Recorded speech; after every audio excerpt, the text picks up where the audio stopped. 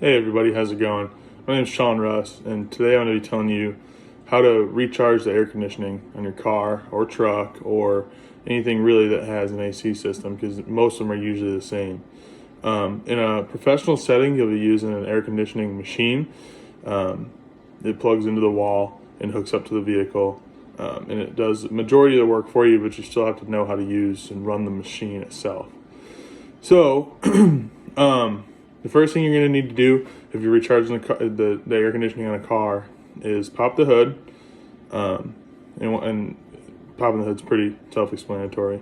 But once you have the hood open on any vehicle remotely new, I would say from 2005 and newer, there's going to be a sticker right around the area where the hood latch is at. And it'll tell you what type of refrigerant and how much the car takes, along with the oil in the refrigerant system.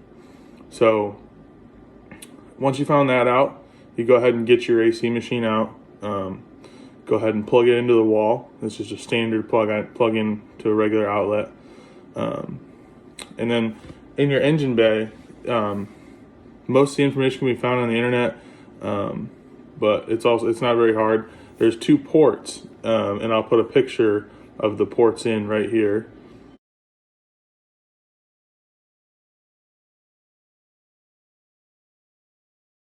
And so one port will be larger than the other, and they'll have caps on them, little black caps. So you take the caps off, they just screw on and off. And once you've got those off, you can connect the two hoses from the AC machine. They're like a quick fitting. You pull up on a collar and push the whole collar, or push the whole fitting once you've pulled up on the collar onto the port that's on the vehicle. The blue hose with the blue fitting on it goes on the larger of the two ports that are on the car, and then the red goes on the smaller of the two. And then once you've connected both of those fittings from the machine, you screw the tops of the fittings down. You'll see a knob on the top of each fitting. You tighten them down, and that makes sure the connection is secure and airtight and everything. Once you've done all that, you can go ahead and turn the AC machine on. It's just an on and off toggle switch on the top of the machine that you'll see. And once you've turned it on, the machine will boot up like a computer does almost, and it'll ask you what you'd like to do. And you'll have three options. You'll either have the option to recover, evacuate, or recharge. And whenever you're recharging the AC system, you can't just hit recharge automatically. It doesn't work like that. You have to recover what's in the system to make sure that you're putting the correct amount of refrigerant in. So you'll go ahead and you'll hit recover on the AC machine. It's a yellow button. I'll put a picture in right here as well with an arrow pointing to the right button. And so once you hit recover, the machine will go through, and you'll watch those. There's two gauges on it, and the gauges will move. And you really only need the gauges if you're doing diagnostic purposes. But if you are just recharging the system, you don't even really need to pay attention to the gauges. You just hit recover, and the machine will go through, do its thing, and it'll come up with a timer on the screen of the machine. And once that timer gets to 0, you'll know that the system is completely empty. The car's AC system is completely empty. And you know that it's safe to put the AC system in the car into a vacuum, because you can only charge refrigerant into a vacuum. So once you're done with the recovery portion, you then hit evacuate, which evacuate means it'll evacuate any foreign anything from the system, but it also puts it into a vacuum. Instead of saying evacuate, they could just put a vacuum button on there, but every machine, for the most part, whether you have this brand or that brand, they all usually say evacuate. So you click evacuate, and then it'll come up and ask you if you want to do a leak test. And for the most part, if you're recharging AC, because AC does the refrigerant in your system doesn't just evaporate. It's not like it leaves the system. if it's going to leave the system, it's going to leave because it's leaking. So most of the time you would want to do a leak test, so you're not just wasting refrigerant or wasting time, and you're going to put it in there and it leaks out. But yeah, you can go ahead and do a leak test. The machine will ask you, and you just click yes. There's a yes button and a no button on the face of the machine. So you click yes, and then it'll start to evacuate the system. It'll put it into a vacuum. And it'll ask you how long you want the hold time to be. And the hold time is like kind of like a second leak test. It just makes sure that the system will hold its vacuum. And it's just up to you if you're on a time constraint or whatnot. You go ahead and put it as 5-10 minutes. The standard time usually is usually about a half an hour. If it holds vacuum for a half an hour, it's good.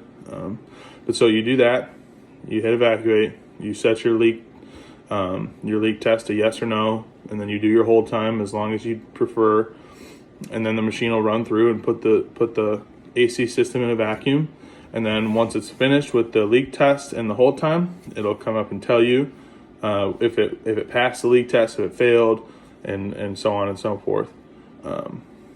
So once you finish evacuating the system and putting it in a vacuum, you can finally recharge the system. And for some reason, if your car doesn't have the sticker that tells you what type of or what amount of refrigerant, you can usually find it online, but it's required that most cars have that. I think all cars have that sticker on there, and if they don't, it may have fallen off or whatnot. But most of these machines also have a database built into the machine that you can look on. When you hit recharge, it'll say, would you like to consult the database? And you can say yes or no if you know the refrigerant capacity or not. So that's how you'd find your capacity. So you punch in on the screen, it's got a keypad on it, like a number pad as well, how much refrigerant goes into the car. And once you've typed in the amount of refrigerant, you go ahead and hit charge. And it's going to ask you which side of the system you'd like to charge it into, whether it be the high side or the low side. And I've always charged things on the low side. You can do both. It's just a preference thing because one, if it's like an older vehicle, the high side charges at a higher pressure. So if you don't want to run the risk of putting the system under a high pressure, you could charge it into the low side, but most people just charge into the low side in general. So you put in the correct amount of refrigerant, and then it asks you which side you want to charge into, and then it's going to ask you if you want to add any oil. Well, your oil usually stays in the system even after an evacuation and after a recovery and an evacuation. The oil usually stays in there because you have to have oil to lubricate the compressor, the AC compressor. But in most circumstances, the oil stays inside the system. You can watch, going back to the recovering portion, you can watch the oil bottle on the side of the AC machine and see how much oil goes into the bottle, which is how much oil ends up coming out of your system.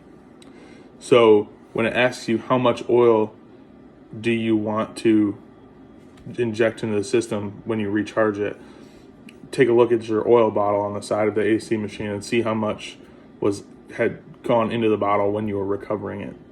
And that's how many ounces that you'll put back in. So once you hit recharge, it'll go through the machine. Well, it'll ask you for the capacity, the side you want to charge into, and then how much oil you want to put into it. And once you put those things in, it'll be ready to charge, and then it'll start to charge. And once it's finished charging, it'll tell you step by step on the screen of the AC machine how to disconnect the hoses. And after that, that's how you recharge your car's AC.